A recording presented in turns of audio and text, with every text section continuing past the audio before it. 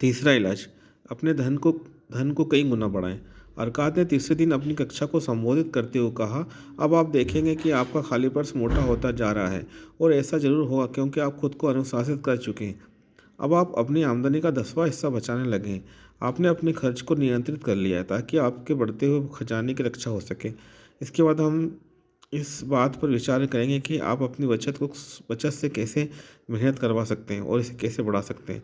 Purse में रखा धन अच्छा लगता है और कंजूस आदमी को संतोष देता है, परंतु ये आमदनी को बढ़ाता नहीं है। अपनी आमदनी में से धन बचाना तो सिर्फ शुरुआत है। उस बचत से जो आमदनी होगी उसी से हम दौलतमंद बनेंगे। हम अपने धन या बचत से मेहनत कैसे करवा सकते हैं? निवेश करके। मेरा पहला निवेश दुर्भाग्यपूर्ण था और उसमें मेरी सारी बचत डूब गई थी। यह वह कहानी मैं आपको बाद में बताऊंगा। मैंने अपना पहला लाभकारी निवेश तब किया जब मैंने ढाल बनाने वाले अजगर को कर्ज दिया। वो ढाल बनाने के लिए हर साल समुद्र पार से बहुत सारा कांसा खरीदता था। चूँकि इतना कांसा खरीदने के लिए उसके पास पर्याप्त पूंजी नहीं रहती थी, इसलिए वो उन लोगों से उधार लेता था जिनके पास अतिरिक्त धन होता था। अगर एक सम्मानित और भरोसेमंद व्यक्ति था, जब उसकी ढालें बिक जाती थी तो वो अपना कर्ज तो चुकाता ही था, उस पर उदारता से ब्याज भी देता था। उसे दोबारा कर्ज देते समय में उसके चुकाए गए ब्याज को भी कर्ज में जोड़ देता था। इस तरह से न सिर्फ मेरी पूंजी बढ़ती थी बल्कि मेरी आमदनी भी बढ़ जाती थी। जब मेरी पूंजी सूद समेत मेरे पर्स में लौटती थी तो मुझे बहुत संतुष्टि मिलती थी। मेरे विद्यार्थियों में आपको बता दूं, दौलत पर्स में खनखना रहे सिक्कों से नहीं बनती है। दौलत तो निवेश से प्राप्त आमदनी से बनती है। दौलत का अर्थ धन की वह धारा है जो लगातार पर्स में बहकर आती है और उसे हमेशा मोटा करती रहती है। हर इंसान यही तो चाहता है। आप में से हर एक की भी यही इच्छा तो है कि आपके पर्स में आमदनी लगातार आती रहे, भले ही आप मेहनत करें या कहीं सैर सपाटे पर चले जाएं। मेरी आमदनी बहुत ज़्यादा है, इतनी ज़्यादा कि मुझे बहुत अमीर आदमी कहा जाता है। अगर को मैंने जो कर्ज दिया था वो लाभकारी निवेश के क्षेत्र में मेरा पहला प्रशिक्षण था। इस अनुभव से मुझे जो ज्ञान हासिल हुआ मेरे बहुत काम आया। मेरी जमा पूंजी बढ़ने पर मैंने दूसरों को भी कर्ज दिया और लगातार निवेश करता रहा।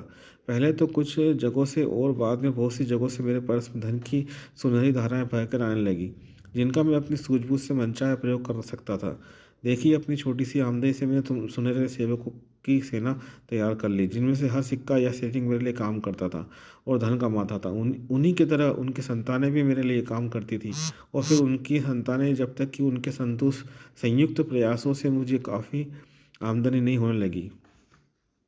जब तक कि उनके संयुक्त प्रयासों से मुझे काफ़ी आमदनी नहीं होने लगी। जब आमदनी अच्छी हो तो धन तेज़ी से बढ़ता है, जैसा आप इस उदाहरण में देखेंगे। एक किसान ने अपने पहले पुत्र के जन्म के समय एक साहूकार के पास चांदी के 10 सिक्के ब्याज पर जमा करा दिए। उसने साहूकार से कहा कि जब उसका पुत्र 20 साल का हो जाए तो वो मूलधन को सूद सहित लौटा दे। साहूकार हर 4 साल में 25% ब्याज देने के लिए तैयार हो गया। किसान अपने पुत्र के लिए ये धन अलग रख रहा था, इसलिए उसने साहूकार से कहा कि वह ब्याज को भी मूलधन में जोड़ता रहे। जब वह लड़का 20 साल का हुआ तो किसान एक बार फिर साहूकार के पास गया और अपनी जमा की गई राशि के बारे में पूछताछ की। साहूकार ने बताया कि चूंकि उसकी रकम चक्रवृद्धि ब्याज से बढ़ रही थी, इसलिए उसने चांदी के जो 10 सिक्के जमा किए थे वे अब बढ़कर 30.5 सिक्के हो गए हैं। ये सुनकर किसान बहुत खुश हुआ। चूंकि उसके पुत्र को भी अभी धन की जरूरत नहीं थी, इसलिए उसने वह धन साहूकार के पास ही जमा रहने दिया। जब पुत्र 50 साल का हुआ, इस दौरान उसका पिता इस दुनिया से जा चुका था, तो साहूकार ने हिसाब चुकता करते हुए पुत्र को चांदी के 175 सिक्के दिए। इस तरह 50 साल में निवेश चक्रवृद्धि ब्याज के कारण लगभग 17 गुना बढ़ गया।